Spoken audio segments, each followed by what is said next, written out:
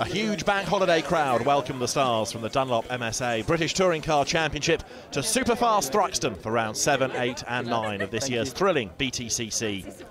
With its long sweeping corners and speeds close to 150 miles an hour, Thruxton is the fastest circuit on the calendar. It's a real favourite with all the drivers who benefit from the special Dunlop hard compound tyres designed specially to cope with the extra demands.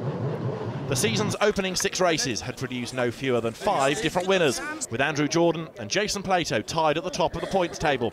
And it was defending champ Jordan who took pole position for the day's opening race, setting a new qualifying lap record in the process.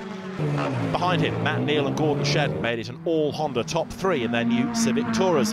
Matt Jackson and rookie Tom Ingram lined up an impressive 4th and 5th, with Plato back in 6th. As the red lights went out, Jordan made his getaway, while the fast-starting Ford of Matt Jackson out-fumbled the 2 Tourers to grab 2nd. The feisty Jackson then briefly challenged Jordan for the lead, but by mid-distance was in full defensive mood, with Neal and Shedden hot on his heels. After a couple of attacks, the 2 Tourers were through, but they could do nothing to stop a delighted Jordan score his 3rd victory of the year, and his first ever at Thruxton. Despite falling back, Jackson came home in 4th ahead of a great battle which saw Rob Collard's BMW fending off 3 former champs, Plato, Alain Menu and Colin Turkington, to claim a hard-fought 5th. Race 2 saw Jordan again make a clean getaway from pole position, but behind, Shedden had other ideas.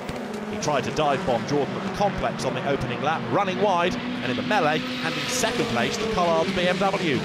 The recovering Shedden, though, was still in fighting mood, first challenging and passing the opportunist Collard for 2nd, and then putting the pressure on the leader as the top 2 drew clear.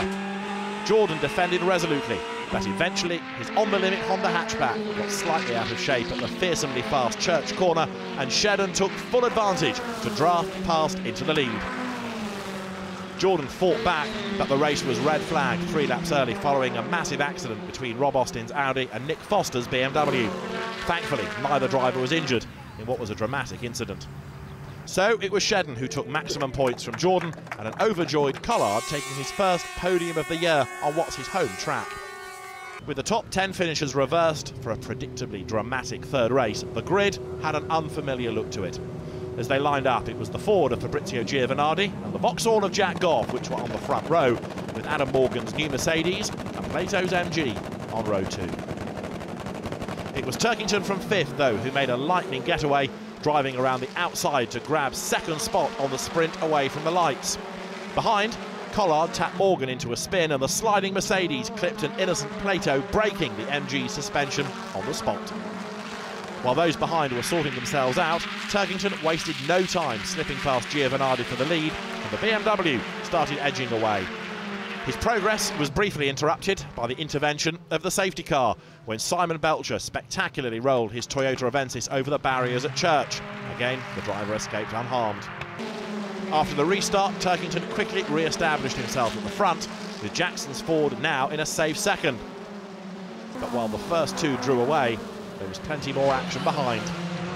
Collard and Neal collided at the complex, taking both off, thus leaving Giovanardi to fend off Jordan, Shedden and Goff for 3rd. An untroubled Turkington sailed home to score his 2nd win of the year from Jackson and Giovanardi, just fending off the chasing pack to take the first podium of his BTCC return. As the dust settled, Louise Goodman caught up with Matt Jackson. So, Matt, any race weekend that ends up with the 2nd position has got to be a good one, hasn't it? It has, yeah. Overall, it's been fantastic. You know, we had a great qualifying to be P4. Was amazing, and obviously Thruxton is it's such a tight circuit in the racing. It's the right end of the grid to be, and you know, it meant that we were off to a good start this morning. Obviously, it proved in the races that the Hondas were the benchmark. They seemed to be able to keep the cars on for the good 16 laps. We struggled a little bit, but we've been chipping away all day, and obviously the 3rd race, we made some steps forward. So yeah, very, very happy. Off to Alton Park next. A little bit of a break before we get there, but do you expect in the Hondas to be the cars to beat again when we get to Alton? The Hondas have won the championship how many times? They're not going to lose it now. They are the car. That's a fact. And obviously Andrew looks like he's on fire. He needs to slow down. But no, I mean, they are definitely the benchmark. And I'm sure the MGs will show their form back at Alton as well with Jason. So you know, I feel quite confident we're in the mix, and hopefully we can, you know, ride the good form into Oulton. What kind of circuit is Oulton Park for the teams, for the drivers, but for the fans as well?